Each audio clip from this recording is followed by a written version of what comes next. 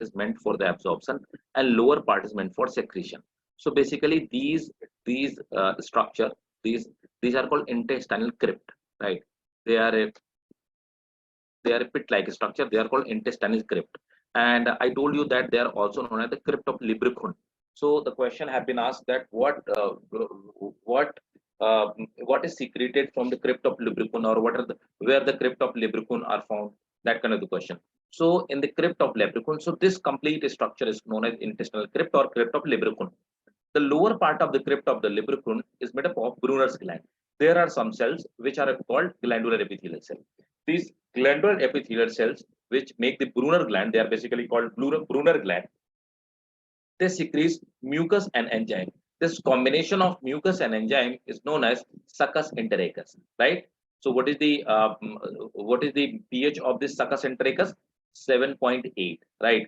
And what kind of the enzyme comes under the succus entericus? So in intestinal juice, the intestinal juice are known as succus entericus. They contain the maltase, sucrase, lactase, aminopeptidases, nucleotidases, nucleosidases, and intestinal lipase. All they are collectively known as succus entericus. So collectively, all those enzymes which are secreted by the Brunner's gland are known as succus entericus. Is that clear? Yes, sir. Okay, great. So any more question? This is very important. Brunner's gland, succus entericus, crypt of lubricant, right? And the enzymes which come under the succus entericus or intestinal juice, they are very important. Anyone else? Is there any question? No question? Fine. So let's start with the new chapter. And the new chapter is the respiration, human respiration, right? Means breathing and exchange of the gases. So that is basically human respiration part, right? Here the question will be, before starting the chapter, I'll tell you which part is more important for medical examination. So basically in this respiration part, first the light volumes. What is the TV, tidal volume, residual RV, right? IRV, ERV, this kind of the volumes are very important. So they are the most frequently asked question from this chapter. Now, what else is important?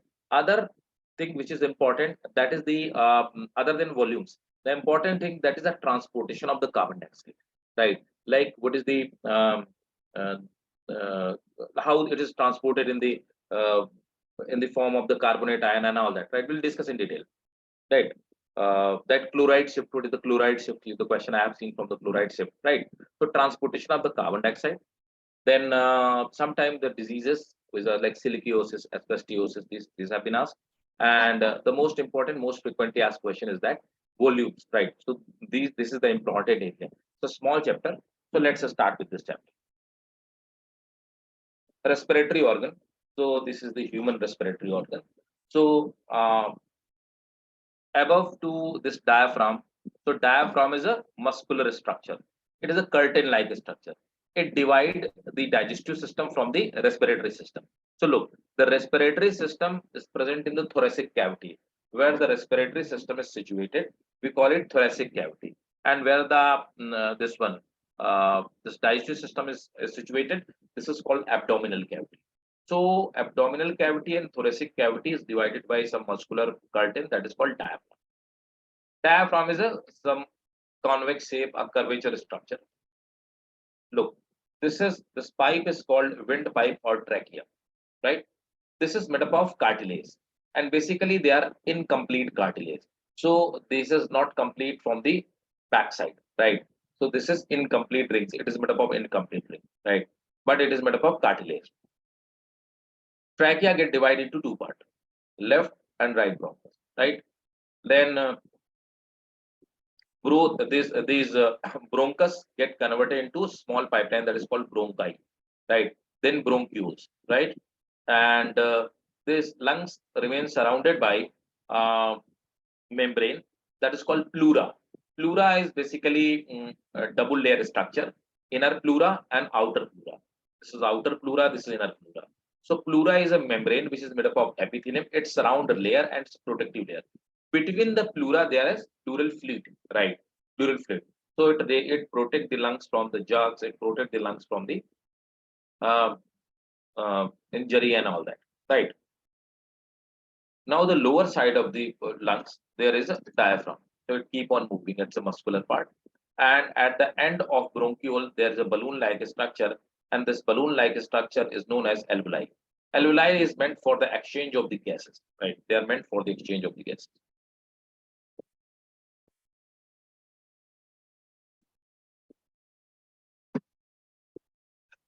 Look, this is trachea.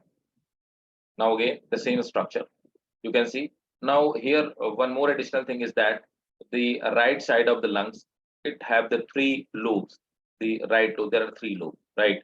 And the left side of the lung, there are only two lobes. And between these two lungs, there is a space. That's why the left lung is a bit smaller than the right, right? There is a space where heart remains fit, and this space is known as cardiac notch, right? And pleura is protective layer, protective membrane. It is made up of epithelium, and there is a fluid between the pleural fluid between the membrane and where the it is protective kind of the fluid, right? And this is the diaphragm. So this was just simply an introductory diagram for the lungs. Now come to the most basic but very important thing in terms of your medical examination. So respiratory structure on animal group. Which animal respire by means of which organ or which structure? That is very, very important. The question can come directly, or most of the time question comes as a match the following. So at the one row there will be the animal group, and the another row there will be for respiratory organ. You have to match like which respiratory organ belong to which organ, which animal, right? So basically protozoa like amoeba and paramecium. So their body remains, they're single cellular animal, unicellular animals. Their body remains surrounded by a membrane, that is plasma membrane, or out of plasma membrane there is a membrane called pellicle. Pellicle is basically made up of protein, and it's a stretchable membrane, right? So basically that is a peculiarity in protozoa. This pellicle membrane is found in the protozoa only. So this is the membrane. Respiration takes place through this membrane. Exchange of gases takes place directly through this membrane, right? So this is the pellicle. Now come to the sponges. The sponges are the most simple animal, and they come under the phylum Porifera. So sponges, they also respire through their membrane. Third, cnidarians, right? Cnidarian. So cnidarians, they respire through the body walls, right? Ctenophora, they respire through the body walls, right? Platyhelminthes, they respire through the body walls, right? Like tapeworm, liver fluke, and all that, right? Anaerobic and the platyhelminthes, they respire through the body wall. There is a question. Tapeworm and liver fluke are the uh, animals which come under the phylum Platyhelminthes. You must have studied in class 11th class starting animal classification part. So tapeworm and which is also known as Taenia solium and liver fluke, they both are the organism of platyhelminth. They are animal, but they perform anaerobic respiration, means they do not require any kind of the oxygen. They do not exchange the oxygen. So that is the exception. It is very important. Next, annelids. So annelids are basically the earthworm, that is the representative organism. They respire through their body wall, and sometimes some annelids have gills as well, right? So body wall and gills are the respiratory organ. Arthropoda, this is a kingdom of insect, right? Then arthropoda, the kingdom of insect. So there are different type of the respiratory organ. So basically the gills are found in prawn, right? You know the prawn, lobsters, right? So gills are the respiratory organ. So prawn fish, we call it prawn fish. Prawn is not a fish. Prawn is a just insect, and it come under the arthropoda, right? So very important information that prawn is not fish. If you are eating prawn and you are saying that I am eating fish, then you are in wrong notion. Basically, you are eating an insect, right? So gills are the respiratory organ in prawn because they are found in the water. Then trachea. Trachea, this is the pipeline-like structure, hollow pipeline-like structure, and they open through a sparkle like a small pore called sparkles, right? So insect respire through trachea. So cockroach inspire through trachea. Then there are book lungs. Book lungs are these kind of the structure, like in the red color I have made in the red color structure. So basically they look like open book, right? So book lungs are the respiratory organ in a scorpion and a spider, right? Cutaneous respiration takes place in the mites through skin.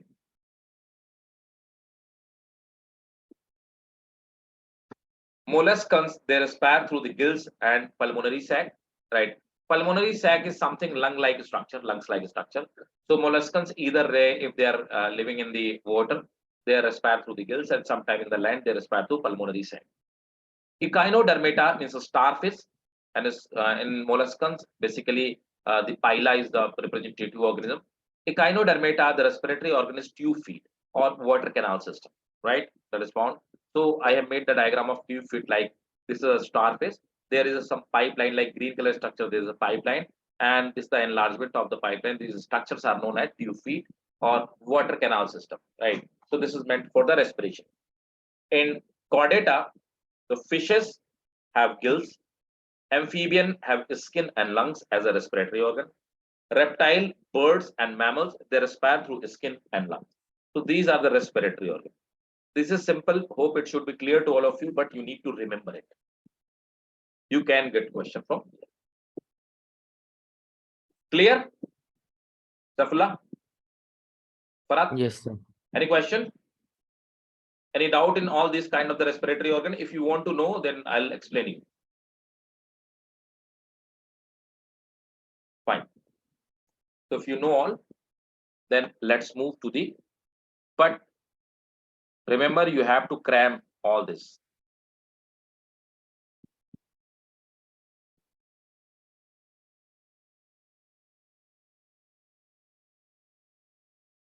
Guys, there was a question. Which of the following, there was a question, which of the following is not respiratory organ? Come on. So there is a pipeline which conduct the air, that is called conducting pipe. And a respiratory organ or respiratory part of the lung is that where the exchange of the gases take, right? So look, trachea is the conducting part. For the trachea divided into bronchus. Bronchus is a conducting part. Then secondary bronchus. Bronchus further divide, further branch out in secondary bronchi. Tertiary bronchi, right? So these are the what? They are the just conducting structure. They pass the air, but exchange of gases do not take place. Then there is a bronchiole. Bronchiole is the last conducting part. Then respiratory bronchioles, right? Respiratory terminal bronchiole, respiratory bronchiole, and alveolar sac. These are the organ which are respiratory part. So answer was actually the answer was this one, respiratory bronchiole. That was the answer, right? And other were not the answer.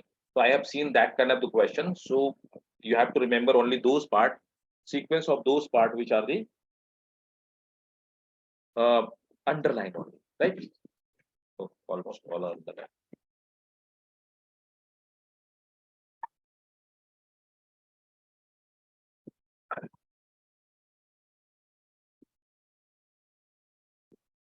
Now again, the human respiratory system.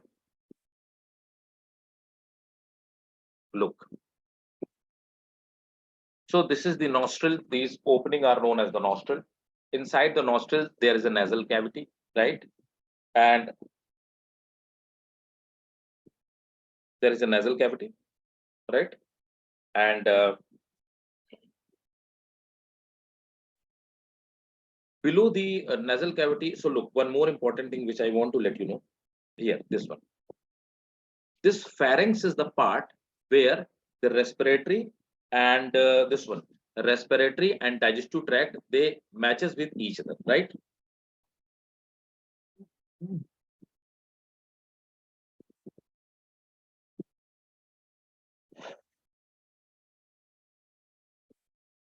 Where this one, nasal cavity and oral cavity. So there is a similar same opening that is called pharynx. After that, what happens? After that, the both pipeline get divided from here, right? It is not mentioned over here. I have mentioned in the digestive part. that there is a curtain-like structure, small curtain-like structure, that is called epiglottis. Epiglottis is a curtain-like structure which separate respiratory tract from the digestive tract. It separate both of the tract or both of the pipeline, right? Now there is a this is a larynx. Larynx is known as the sound box, right? Larynx is known as sound box. Fine.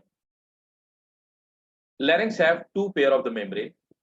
The upper is known as false vocal cord and lower is known as true vocal cord, right?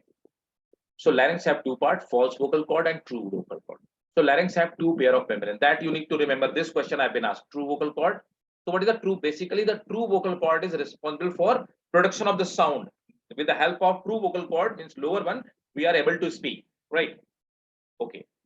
So vocal cords, there is a difference in the vocal cord of men and women's, right? That's why there is a difference in the sound of male and female. So vocal cords, they are thicker and longer in men.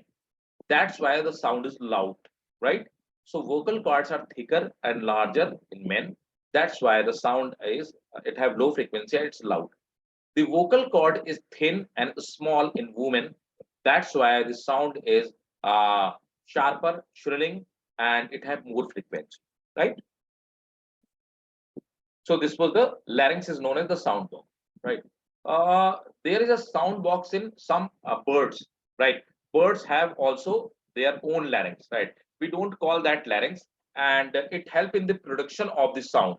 What is the name of that sound box which is found in the birds? What is the name of sound box of birds? Sound box of human is known as larynx. What we call the sound box of birds? Come on, quick. Who will answer? No one? Remember, the sound box of bird is known as syrinx.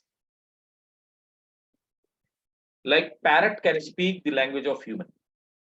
There is one laughing jack, a bird which is found in the Australia.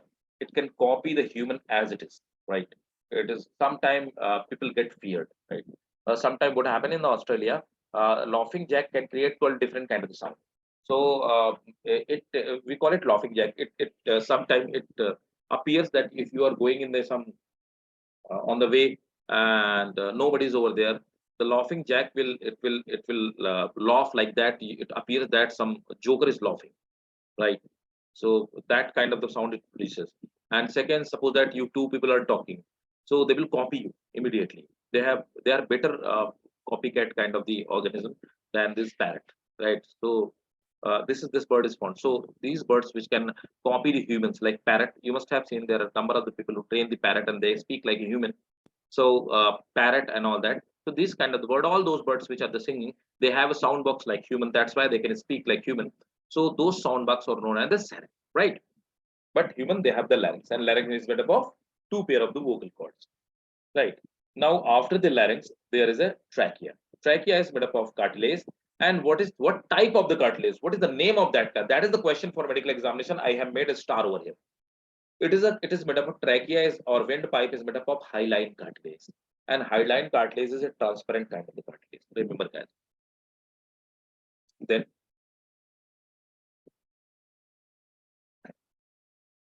this is the primary bronchus, and this is the left primary bronchus. So trachea get divided into two parts. Bronchus or bronchi. Bronchi is a plural term. Bronchus is singular term, right?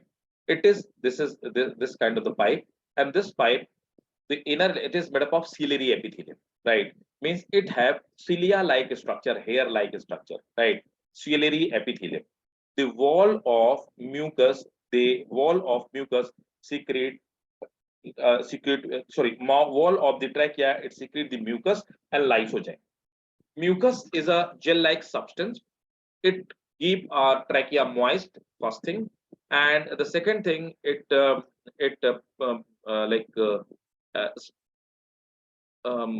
it do? Where suppose that a carbon particle or some bacteria or virus is coming from outside, so the pathogen get stuck with mucus. Mucus have a special kind of the enzyme that is called lysozyme. Lysozyme kill those mucus. So what happened? We are going outside. there is a pollution outside or some infectious organism like microorganism there. When we inhale, they goes inside our inside our body. They are trapped by the mucus and it is killed by the lysozyme. When it is killed by the lysozyme, we feel coughing and we spit out, and that this is the mechanism, defense mechanism. That's why we protect our lungs from the external infection. Is it clear? Tell me, guys. Is it Yes, clear? sir. And if you want anything me to dictate you, then I'll do that. So keep it in mind. But you have to pinpoint that. Hope it should be clear to all of you. Very important information for masses. There are a cilia-like structure. When dust, fumes, carbon, or other particle, they goes inside or they passes through the nose and they reaches to the lung, this trachea. This ciliary hair, they start opposite motion to throw it out, right? That's why we feel coughing and sneezing. But those who, if anybody smoke first time cigarette, what happened? These cilia, they throw that, they want to throw back those that carbon particle, and that's why the person feel coughing. But if a person keep on smoking regularly, what happens? The ciliary epithelium die and they never regenerate. Even if a person smoked for 1 month, 4 months, 5 months, and after that he or she have left the smoking, they will never regenerate. They just come out only once in a life, right? So those people who are the smoker, they are the more prone for their respiratory diseases in comparison to a non-smoker person, right?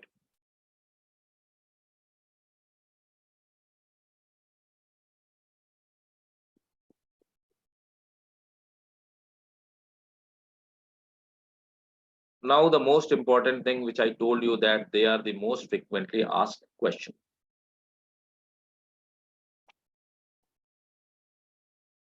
Look, what is the TV tidal volume? Can anybody tell me what is the TV tidal volume?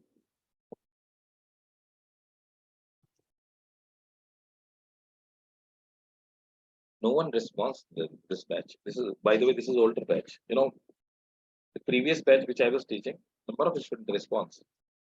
I want the same kind of the response. When you people respond, then I feel happy.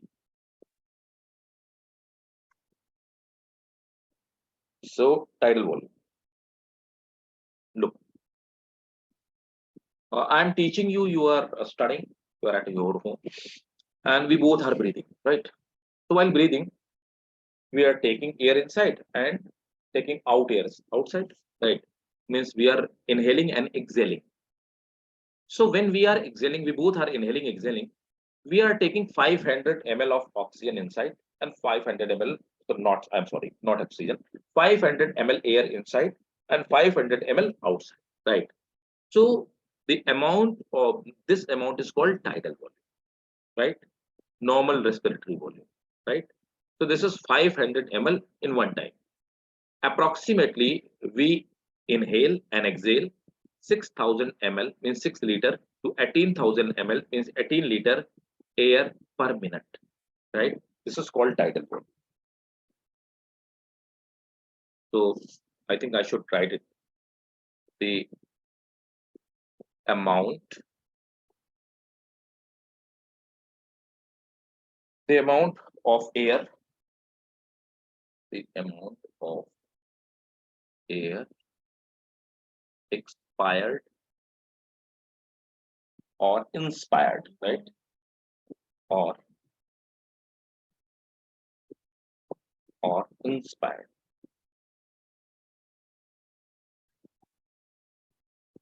during normal breathing. So you have to remember the meaning and you have to remember the amount as well, right? Then what is the IRV? Inspiratory reserve volume, right?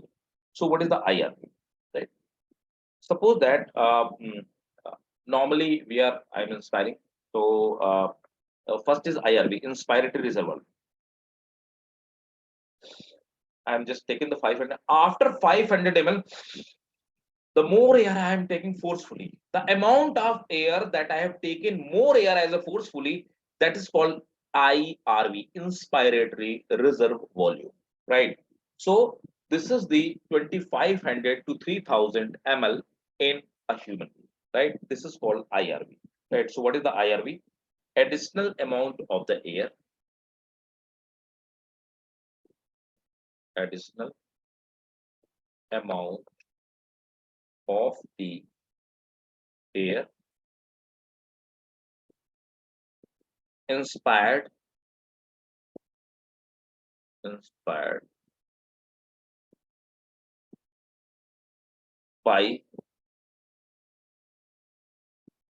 forcible inspiration,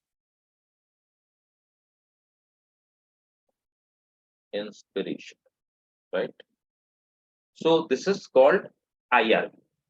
Now what is the ERV? You can know itself, right? I have exhaled out 500 ml of the air. Now I am putting more pressure to remove the air from lungs to the outside, right? That extra forcefully the air, other than that 500, that extra forceful air which I've exhaled, that is called ERV, expiratory reserve volume, right? So what is the expiratory reserve volume? The additional amount of the air, additional amount of the air a person can expire forcibly,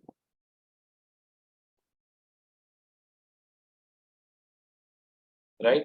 That is called expiratory reserve. What is the residual volume? RV.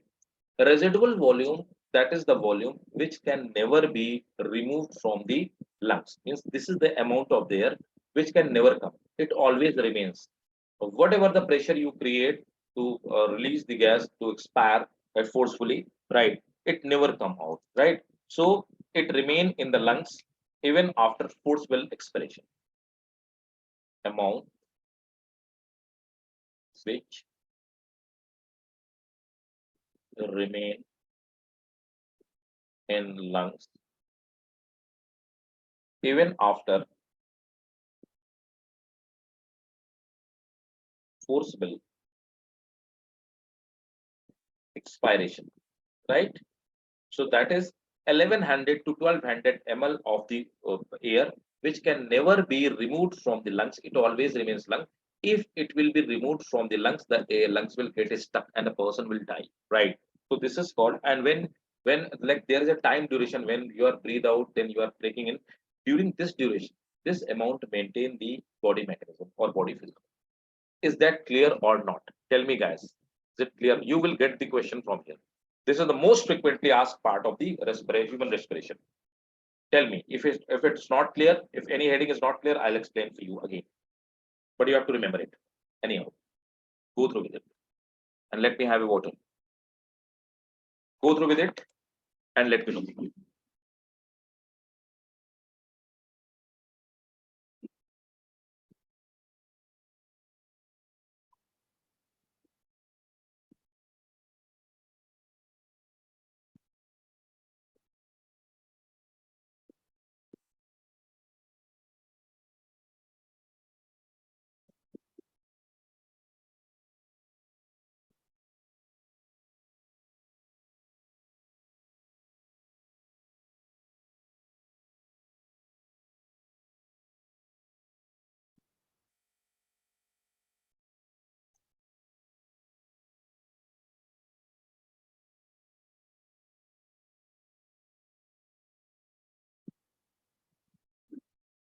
So no question. You people are very intelligent. Sometimes I doubt. But anyway, if you are getting like this way, then it's very good for me. Okay. Look, these were the volumes. respiratory or pulmonary volume. Then the next thing is that is the lungs capacities. These are the lungs capacities, right? Now what is the inspiratory capacity, IC?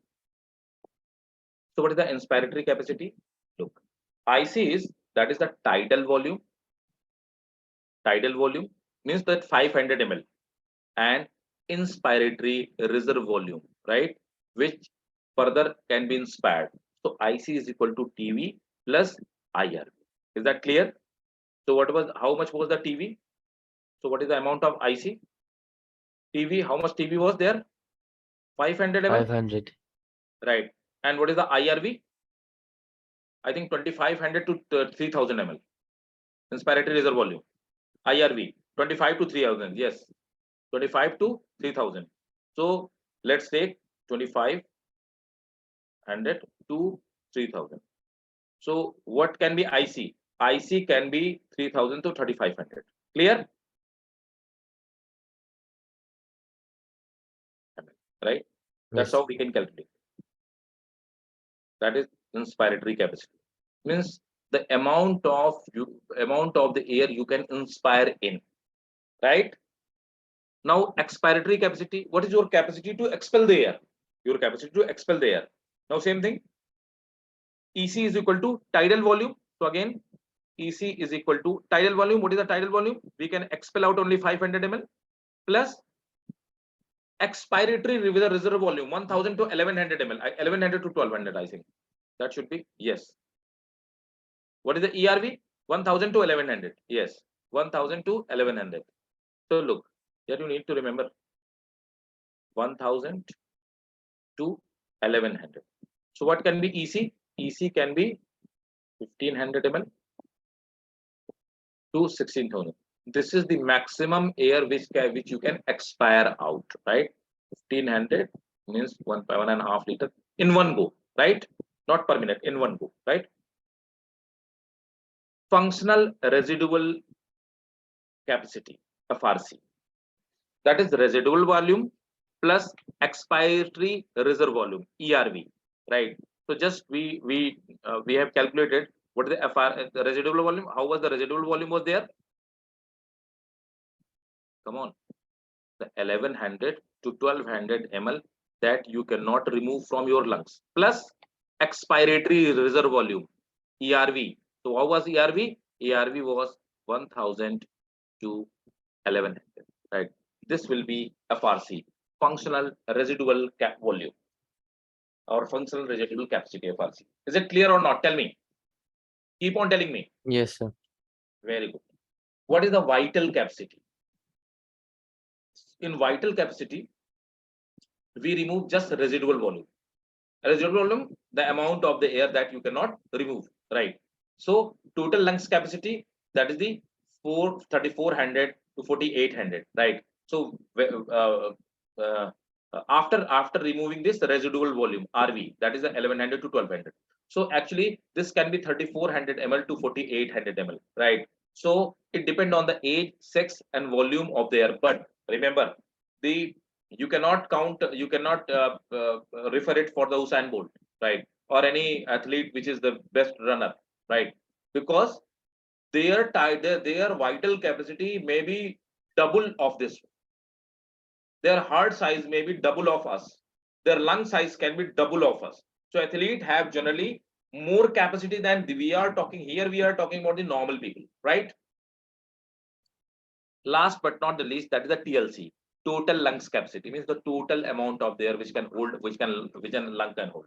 This is the residual volume plus vital capacity, right? So that is the total capacity, total lungs capacity, right? So one more thing which I want to tell you, that there is a layer which is found in the when a young baby. Oh, one more thing important. Can anybody tell me why when a child take birth, nurse hold them like upside down and they start beating them? To make them cry. So why they want to make them cry? That it says that the baby is healthy. Okay, anyone else?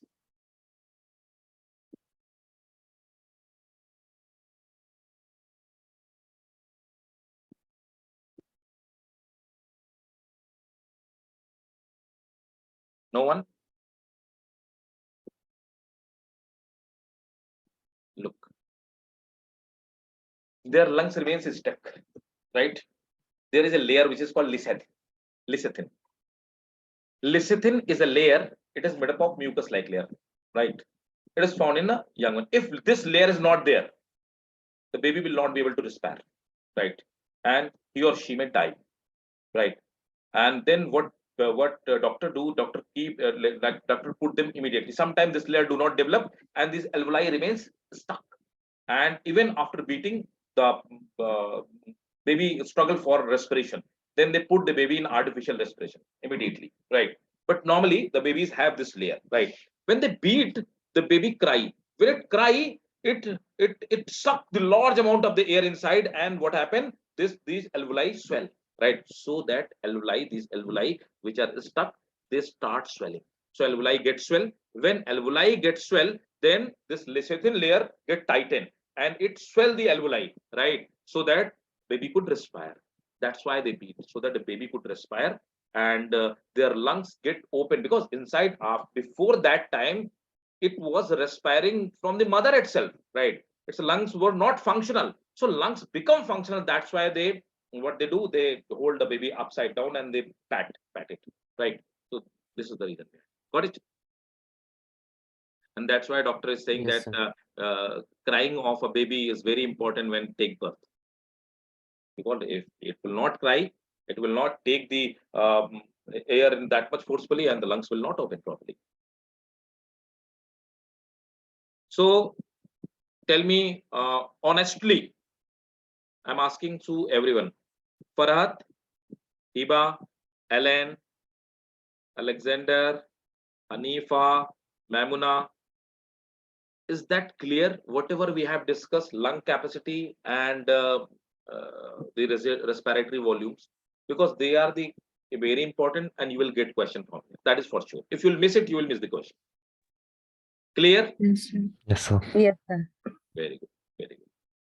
Fine. So what you have to do, you have to revise it. You have to cram it, because there is nothing to, you just there is a bit logic, but there is nothing much to understand. So that you have to cram, to be very frank. In the whole biology syllabus, there are very few places, 4 or 5 places, where I will say just cram it. Else I won't say, I never say any student to just cram it, because the biology is thing to enjoy. It's not thing to remember, or it's to learn or to cram. Sir, can you go to the previous slide, please? Yeah, sure.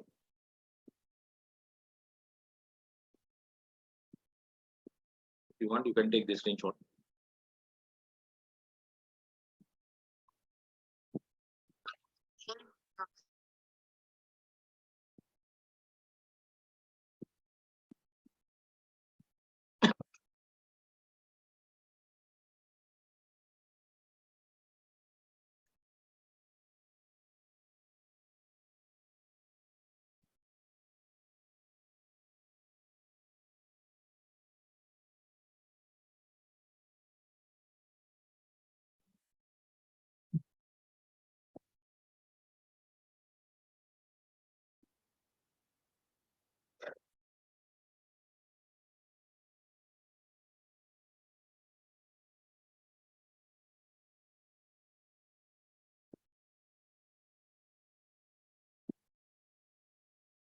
Is that clear?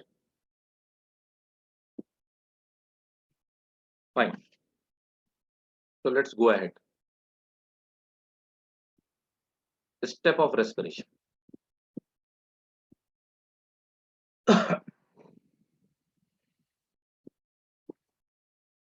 In a step of respiration, expiration and inspiration, they are a part of breathing, right? So first, this expiration and inspiration takes place. First step. So we take the air or we remove the air. So expiratory part is the part of the lungs only. Then diffusion of oxygen and carbon dioxide takes place between the membrane, between two membranes, between the membrane of lungs and between the membrane of our vessels. It means blood vessels. Then transportation of gases takes place between from blood vessels, means blood vessels to cells, right? And from cells to blood vessels. Then diffusion of O2 and CO2 takes place between the blood and tissue. Then last, utilization of oxygen. So what is the purpose of utilization of oxygen? We have already studied that in the Krebs cycle. So Krebs cycle, did we? No, we did not. We will. Right. No. We have done that. Yes, plant physiology part is done. So remember, the utilization of this O2 will take place in the Krebs cycle. And then what will happen? The carbon dioxide which is produced in the Krebs cycle, that will go out by the expiration. Clear? Step of respiration. Yes, sir. By the way, just this is for the making you understand. It is not, they are not going to ask you this simple kind of the question. Now, mechanism of respiration. Look. So inspiration, and exhalation, right? So before going into mechanism of respiration, I want to make you clear one thing. These are the ribs, right? So this is the top view of the ribs. Outside of the rib, there are certain muscles which pull ribs outside and upside. They are called external intercostal muscles. So they are found outside of the ribs. They pull the ribs outside, right? When you inspire, they are pulling the ribs outside, right? So they are called external intercostal muscle. Certain, so when external intercostal muscle will contract, ribs will go up, but when the external will contract, then internal will expand. Right? Both are opposite. So there are internal intercostal muscles. They remains attached to inner side, right? When we breathe, right? So if one will contract, then another have to expand. That is for sure. Else the respiration is not possible, right? So when we inhale the gas, how we inhale, right? Internal intercostal muscle relax. This one, it relax. External intercostal muscle contract. External contract. Rib cage move upward and outward. Look, feel. When we breathe, it moves this way, like this way, right? Like this way. So upward and outward. When the ribs will move upward and outward, what will happen? Now the diaphragm, this curtain, diaphragm will go downward, right? It will get flattened. Diaphragm is flattening and ribs are going outside. So what will happen? Internal volume of thoracic cavity will increase. When internal volume will increase, the pressure in alveoli will decrease. So there is a lower pressure inside alveoli and higher pressure outside. Then we will breathe in. Is that clear? Yes, sir. Okay. The next one is that is inhalation. Before going into that, I want to show you a video. Hope it play. Yeah, it will.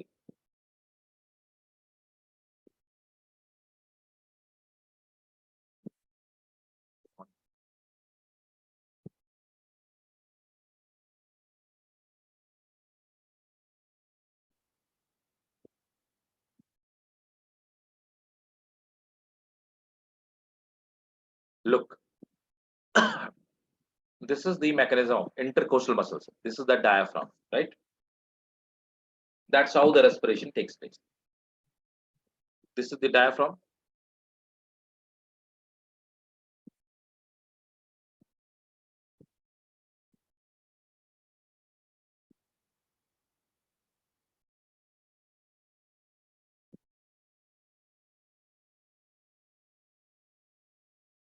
Look, internal intercostal muscle and external intercostal muscle.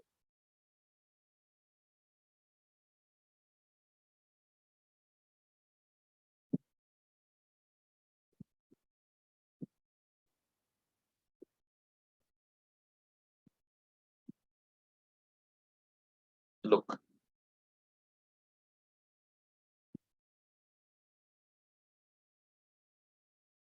So that's how the respiration takes place. Look, when we inhale, the intercostal muscle will go upside and upward. Right? That's how the respiration actually takes place. Now come to the exhalation part. An exhalation part or expiration part, internal intercostal muscle contract, right? So if internal will contract, then external will relax. External intercostal muscle relax. Rib cage moves downward and inward. Diaphragm relax means it becomes convex. The volume of thoracic cavity decreases. Volume decreases. If volume will decrease, then pressure in alveoli will increase and air will move outside. So these are the step of inhalation and exhalation. Is that clear to all of you? Yes, sir. RQ we have already discussed, right? Let me again remind it. Respiratory quotient. Do you remember that? We have discussed in the Yes, part of sir. respiration after Krebs cycle. RQ, respiratory Yes, sir. quotient, it is also given here, right? So RQ is a formula, respiratory quotient, volume of CO2 evolved upon volume of O2 absorbed, right?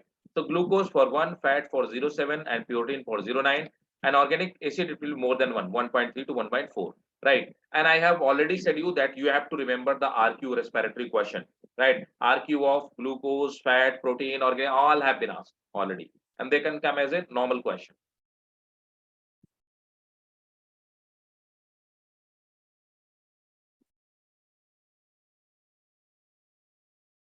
Now the important thing, how does the exchange of gases takes place? Exchange of gases take Excuse me, place. sir. Yeah. Sir, can you show the inhalation part? Yes, sure.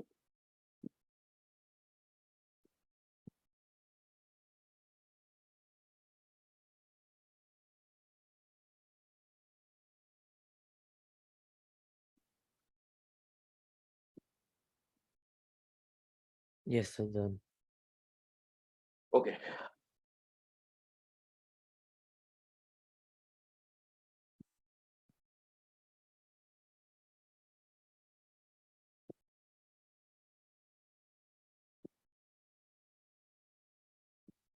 Look.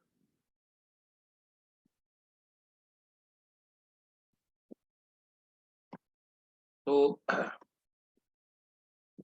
now try to understand. This is the there is a this is the alveoli. This is the alveoli cavity, and there are certain blood vessels or blood capillaries. Right. So this is the alveoli, and this is the alveolar wall. Now the exchange of gases takes place between the alveolar wall and these are the blood capillaries, right? So blood capillary, they make a network around this balloon-like structure, right? An exchange of gases takes place first between the alveolar wall and the blood capillaries, right? What happened?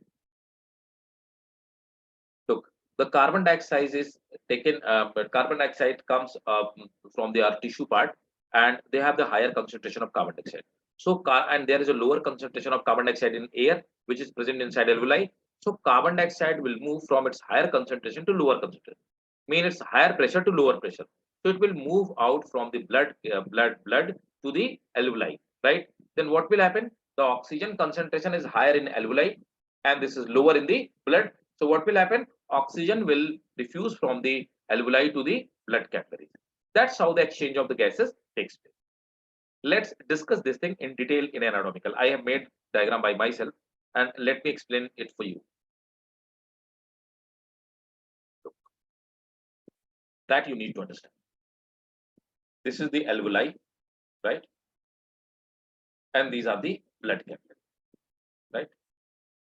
So, and there is a interstitial space, right? There is a space. So, which is the middleman? So, how does the exchange of gases takes place? Look, between the alveoli and between the alveoli and the wall of the alveoli and the blood capillary, there is a gap. So there is not a vacuum, or there is neither oxygen or some air, right? There is a fluid, and that fluid is called lymph. Lymph is called middleman. So exchange of substances takes place through the lymph only, right? Lymph is a transparent or yellowish color liquid. So it helps in the transportation of each and everything between the tissues. So interspatial space, there is a lymph. So what is this? Is the wall of alveoli. Inside the wall of alveoli, this yellow color structure, this is the surfactant fluid. So there is a fluid-like structure which is called surfactant fluid. It remains. It what it do? It inflate the alveoli first thing, and so that alveoli do not get collapsed. And there is a epithelial layer of the alveoli, and outside there is a basement membrane. So what will happen? diffusion of, now there is no diffusion. First try to understand the structure only. Now come to the blood capillary. Outside of the blood capillary there is a basement membrane, and below the basement membrane there is an endothelial layer of the blood capillary. This is a kind of epithelial layer, right? So exchange of gas. And inside the blood capillary there is a RBC.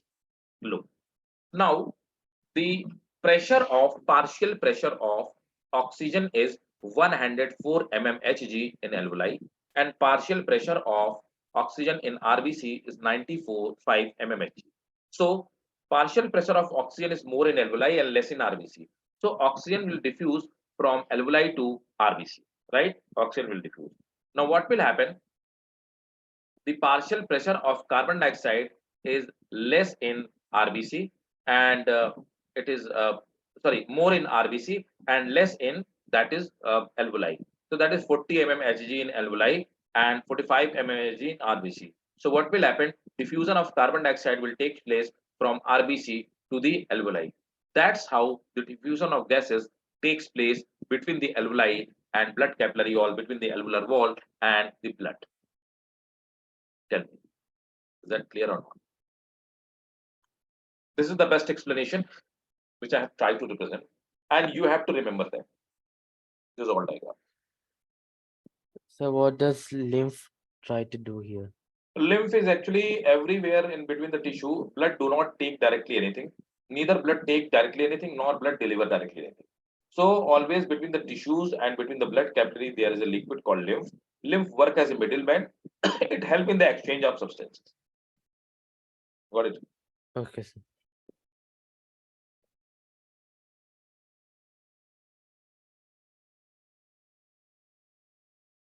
Is that clear to all of you?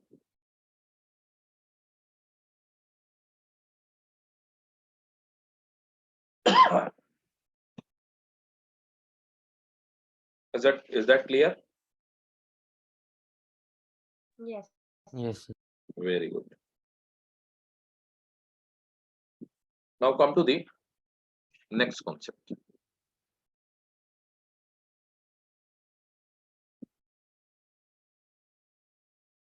Transport of the oxygen. It is important, but it's not that much important as the transport of carbon dioxide is important. So how does now the blood have picked the oxygen and remove the carbon dioxide? Now this blood will be transported from the lungs alveoli to the rest of the part where it is needed. Where it is needed, mainly functional tissues, or lungs, heart, mouth, all that, every part of the brain. So wherever it is needed, right? Where is the oxygen is required for the burning of the glucose.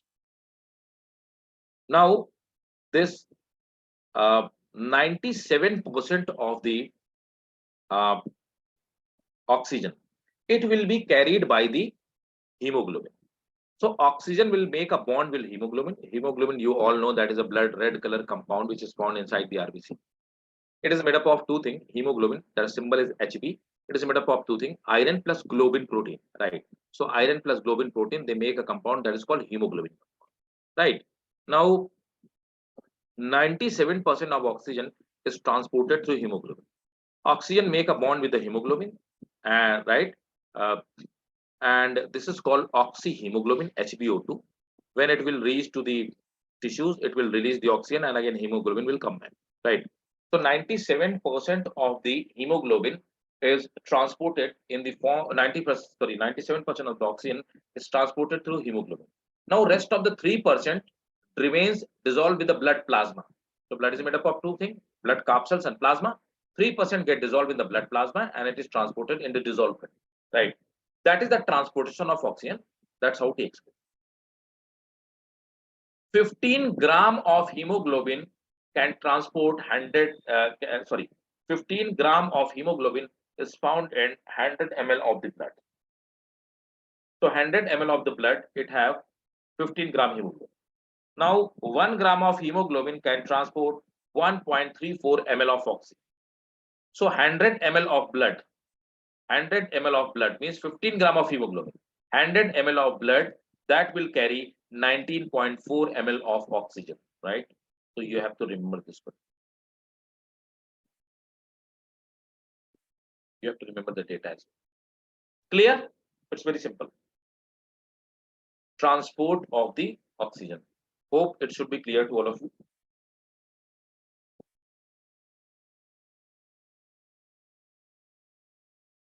Hanifa? Yes, sir. Alan, is that clear? Hiba? Aksa, clear?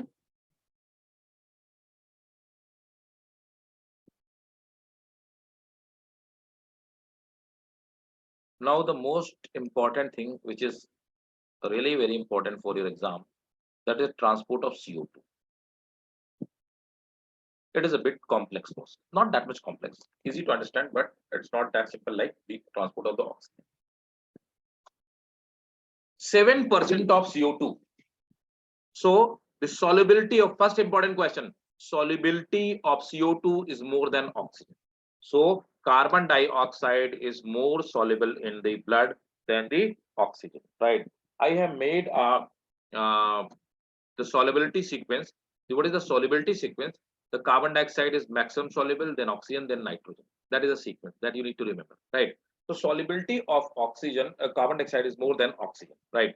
7%. So oxygen used to be transported in dissolved state 3% only, but 7% carbon dioxide is transported in dissolved state, right, with the blood plasma.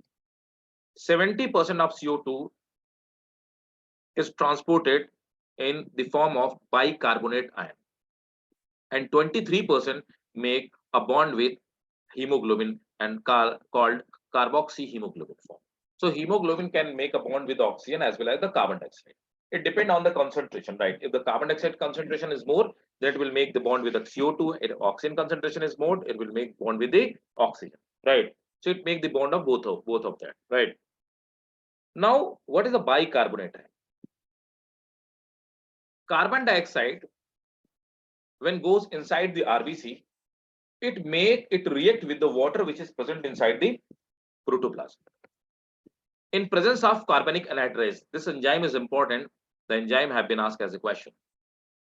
So carbonic anhydrase is an enzyme which is found in RBC. So in presence of carbonic anhydrase, this carbon dioxide react with water and make a carbonic acid, H2CO3. Carbonic acid is not a stable compound. This is unstable compound. In the presence of same enzyme, carbonic anhydrase, this carbonic acid break down. So due to breakage of carbonic acid, formation of bicarbonate ion HCO3 minus takes place and hydrogen ion are released. One very, very important thing. These hydrogen ion reduces these hydrogen ion decreases the pH value from 7.4 to 7.34. It means the pH value of the oxygenated blood, means carbon dioxide blood, is less than the pH value of oxygenated blood. Is it clear or not clear? Did you got my point? Yes, sir.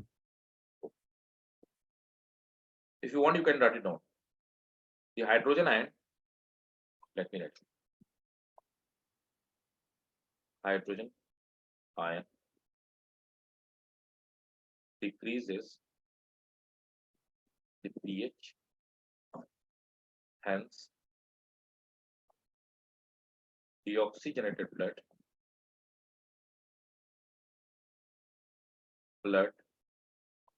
is more acidic than oxygenated blood.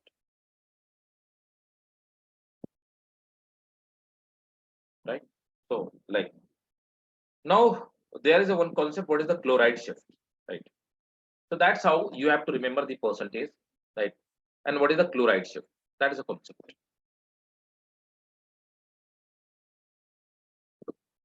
The chloride shift is a part of carbon dioxide transport. What happened? This is the tissue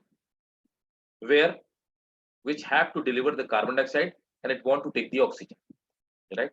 This is the tissue from where this RBC will receive the carbon dioxide CO.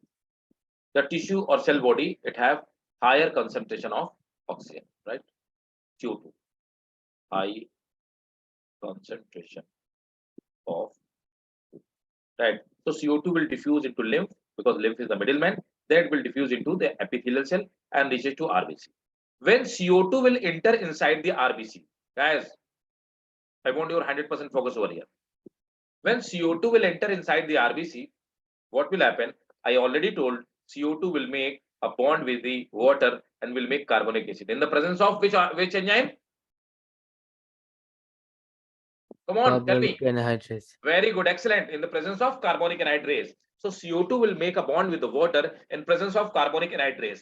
Now they will make H2CO3 carbonic acid. What will happen? Now the carbonic acid is unstable compound. I told you carbonic acid will break in the presence of carbonic anhydrase into bicarbonate ion and hydrogen ion.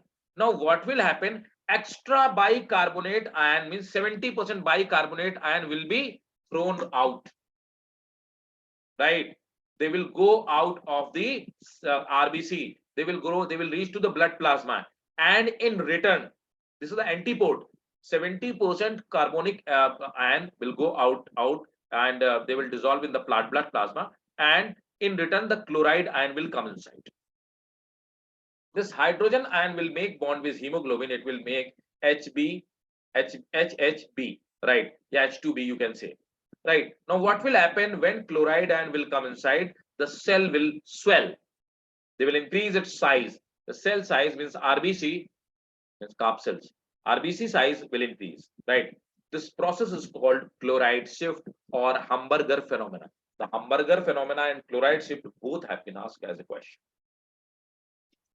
And the carbonic anhydride have been asked as a question. Tell me, chloride shift clear or not?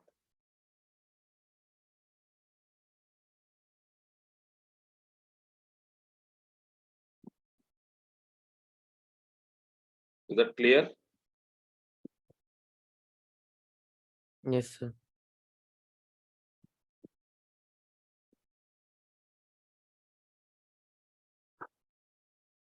Transport of CO2 as bicarbonate ion. Look, CO2 will make HbCO2 that I have told you, and that we have also discussed bicarbonate how the percentage. So this was the chloride shift or hammer. Both are the same thing that you need to remember. Don't get confused. Both are the same thing. The question, by the way, I think there in NCERT it's a chloride shift is only given.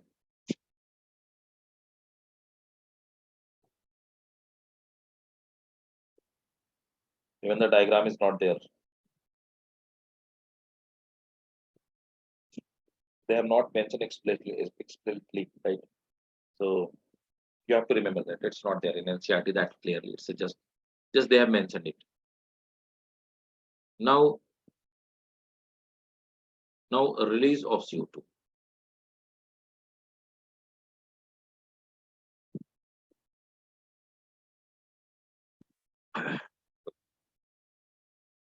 Release of CO2 to alveoli.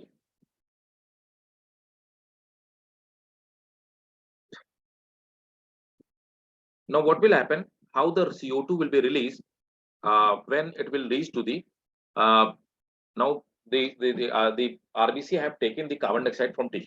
Now it have to deliver this carbon dioxide to alveoli. How it will be released? So what will happen? Try to understand my concept, right? This is called Haldane effect. Release of CO2 to alveoli is called Haldane effect, and this phenomena was explained by J.S. Haldane. So you have to remember chloride shift, Hamburger effect, and Haldane effect. Right? What happened? When oxygen will enter inside. Why oxygen will enter? Because the oxygen concentration is less.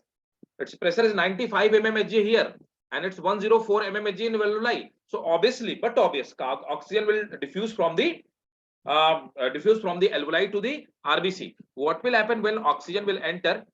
It will break down this HHB bond. When HHB bond will break down, what will happen? Hemoglobin will make bond with the oxygen. I have already told you, if oxygen is more, hemoglobin will make bond with oxygen. If carbon dioxide is more, this hemoglobin will make bond with CO2, right? So here what is happening? When oxygen will diffuse inside the RBC, this HHB bond will break. Hemoglobin will make bond with oxygen, HbO2. It will make oxyhemoglobin. Now this extra hydrogen will be released. This hydrogen will make a bond with HCO3. Again, it will make H2CO3.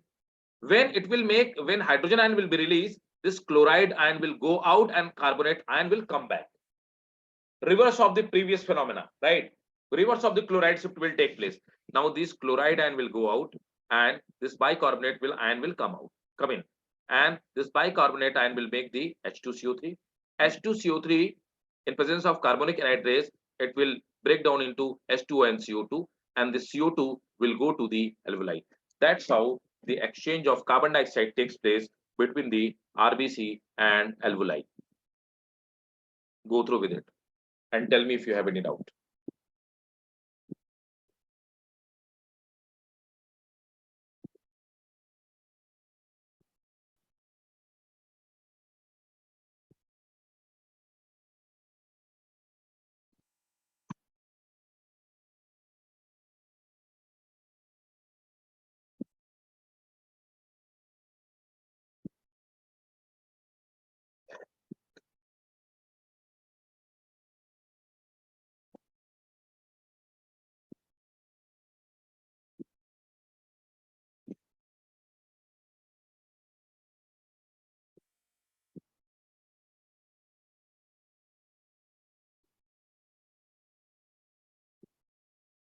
Is that clear?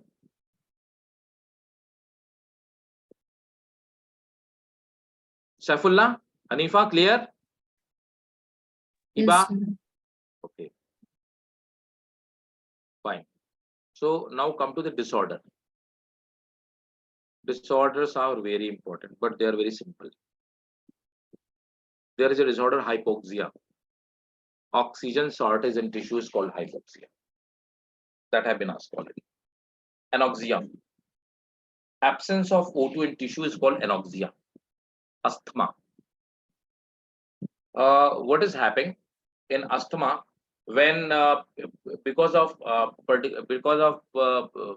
some dust and all that infection, the histamine is released from the mast cells.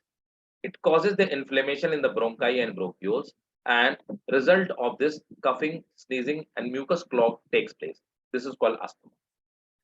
Right. So the cells become allergent.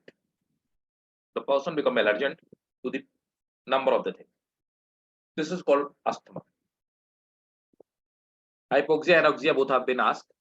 Now, next question which have been emphysema have been asked, and occupational respiratory disorder. This have been the 4 questions have been asked from these diseases already. You'll get this multiple times they have been asked. So you'll get emphysema, the most frequently asked question. Then occupational disease, the most frequently asked question, right? Respiratory volume, the most frequently asked question. Okay. So what are the respiratory occupational respiratory disorder? Actually, occupational respiratory disorder are those disorders which come because of the occupation. Let me tell you. Suppose that a person is working in glass industry, or suppose that a person is working in a cement industry. So what will happen? He or she is spending most of the time in glass factory or cement factory, manufacturing, where the manufacturing is there. Fine dust particles, they keep on floating on the floor, right?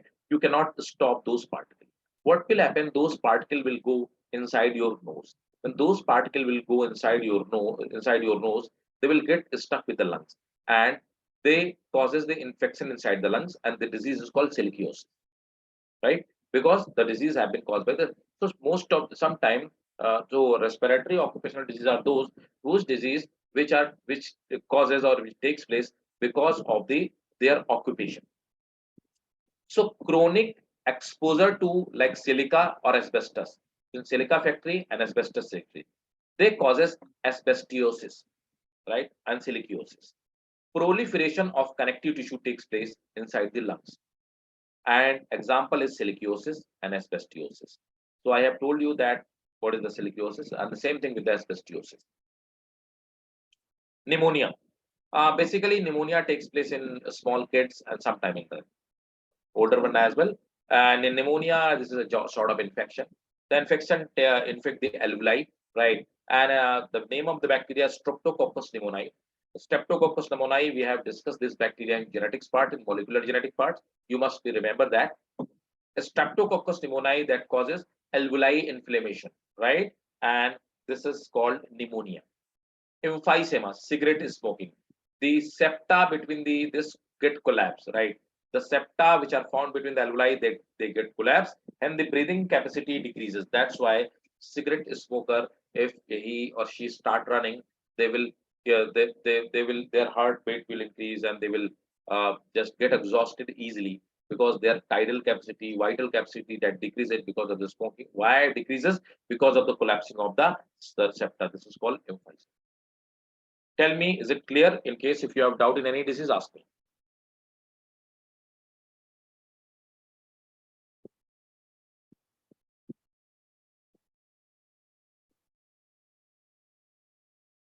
So what is asthma then? What is asthma? This one asthma. Because of when pollutant come inside.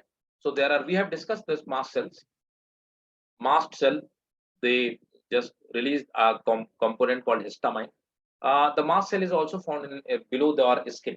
So they are found beneath our skin. So when some allergen come to contact with our skin, the mast cell, they start releasing the histamine, then we feel itching.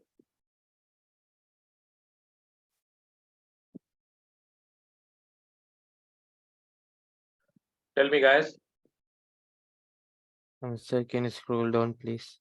Yeah, sure.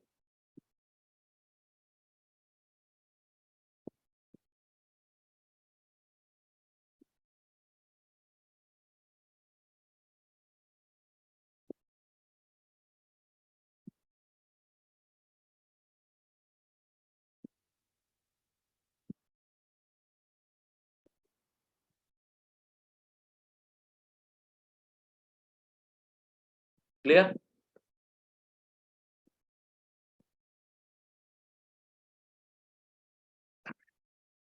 How the neurons control our lungs and respiration. Look, neural regulation of respiration. So this is a part of hindbrain.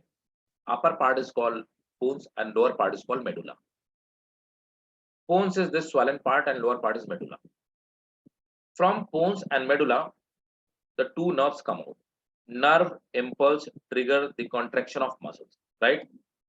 One of the nerve, this is intercostal nerve muscles, and there is a phrenic nerve, right? So phrenic nerve that control the this one, what, diaphragm, and intercostal nerve that control the intercostal muscle, and that's how the respiration is controlled by the medulla itself.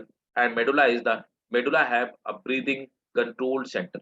So hindbrain, in the hindbrain there is a medulla have the breathing control center, and there are two nerves. One is phrenic nerve that control the diaphragm, and intercostal nerve that control the so the hindbrain is responsible for controlling the respiratory part. Clear?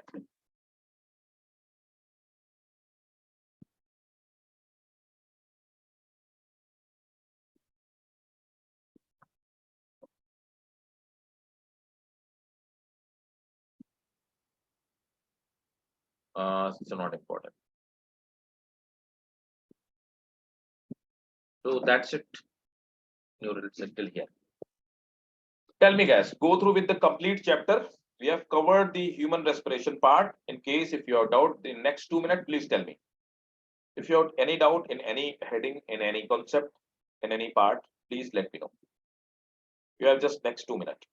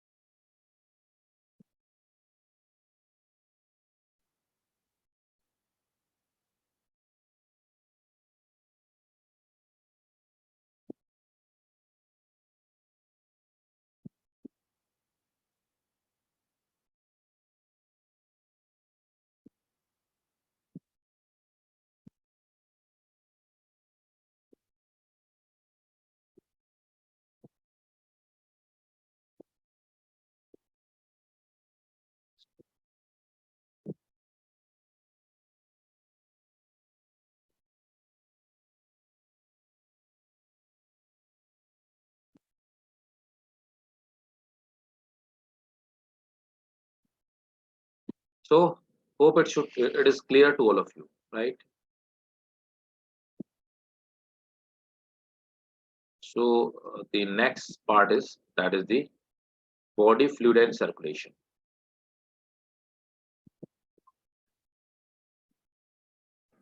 So body fluid and circulation, the next chapter in human physiology, right? So in body fluid and circulation, first we need to understand what is the blood composition. So human body have two kind of the fluid, two kind of the liquid, right? Right now we are talking about the whole liquid which is filled inside our body, right? So human body have two kind of the liquid, ECF and ICF. ECF is extracellular fluid which is filled outside of the cell like blood. And there is an ICF, intracellular fluid. There is a liquid which is filled inside the cell, that is protoplasm, right? The protoplasm or ICF, that is important, very important question. That's why I have mentioned this concept over here. Look, intracellular fluid, ECF, ICF, that is a protoplasm, and protoplasm is rich in potassium and phosphate. Fine. When we talk about the extracellular fluid, the fluid which is filled outside of the cell, the fluid in which our cells bath, that is lymph and blood. Lymph is a white color or light yellow color liquid, and blood is a red color liquid. This is rich in sodium and chloride, right? Blood make 30 to 35% of ECF, extracellular fluid, right? So 30 to 35% of ECF is blood. You know, students get stuck in these kind of the question, right? Because they are not clearly mentioned in your NCRT. So you get stuck, but you have to remember all those things. So blood is a 30 to 35% of ECF. In an adult person of 70 kg, there is a 5.5 liter blood, and its pH value will be 7.4. What? Normal blood. But if we talk about the uh, deoxygenated blood, that is 7.34. Remember, guys, right? I have told you just few minutes before, right? So that is the basic. Plasma make the 55% of the blood. 90 to 92%. This question I've been asked many times. 90 to 90, even this question I've been asked, but this question multiple times. 90 to 92% part of the plasma is water.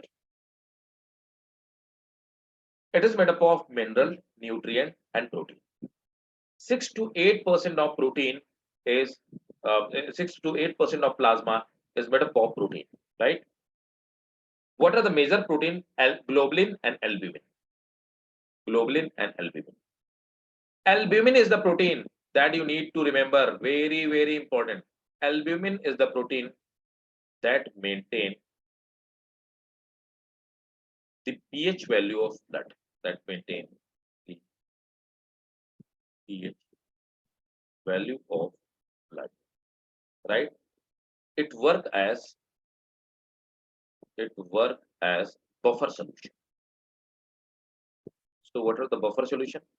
Buffer solution are those which oppose the change in the pH value of their pH value, right? So the pH value 7.4 is maintained by albumin, right? It is found in the egg white, right? And there is a globulin protein. Plasma also have the lysozyme and properdin, right? Properdin, heparin hormone that do not allow blood to clot, right? And it is also called anti-clotting agent, right? Heparin hormone. And what is the serum? If we will remove the clotting agent from the blood, we can call that serum. If we keep the blood in a vessel for 6 to 7 minutes, normal person, maximum for 20 minutes, the blood will get separated in two parts, a solid red color part and a liquid part. That solid red color part is called blood clot. It makes 45%. RBC, WBC, platelet, thrombin protein, and fibrinogen protein is called blood clot. And then blood plasma, 55%. It is light color. It makes 55%. That question I've been asked. 55% part is of blood plasma. Blood plasma is light yellow color. It is made up of hormone 90 to 92% of water that I have already told. This question have been asked. Carbohydrate, protein, fat, and so this is all for the introduction of the blood. And the next class will start from the human circulatory part. So hope it should be clear to all of you, right? And before winding it this session, I want to say you that at anyhow you have to remember all those things which I have said, which I have emphasized, right? If you want to attempt the maximum number of the question. Second important thing, go through with the PPT.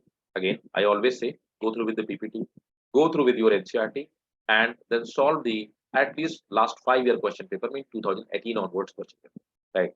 So you'll cover the maximum part, right? And this is sufficient for you to get through with it, right? Any doubt? Sir, Saifullah? can you scroll up? Yeah, sure. Hanifa? No, sir. A Alan? bit more, sir. Hiba? Hiba, I never listen you. I think your microphone is not good. No, yeah, you're not audible to me. I think your microphone is not good. Or it's mute. Maybe. Mute from some internal setting. Alan, what about you? Yes, I have no doubt. Okay. Mamuna? Farad? No, sir. Yes, Well, sir. No doubt. fine, fine. So see you all in the next class, right? Bye-bye. Take care. Sir, can you scroll down, please? Oh, Yes, yeah, sir. sure. Just a minute. Yes.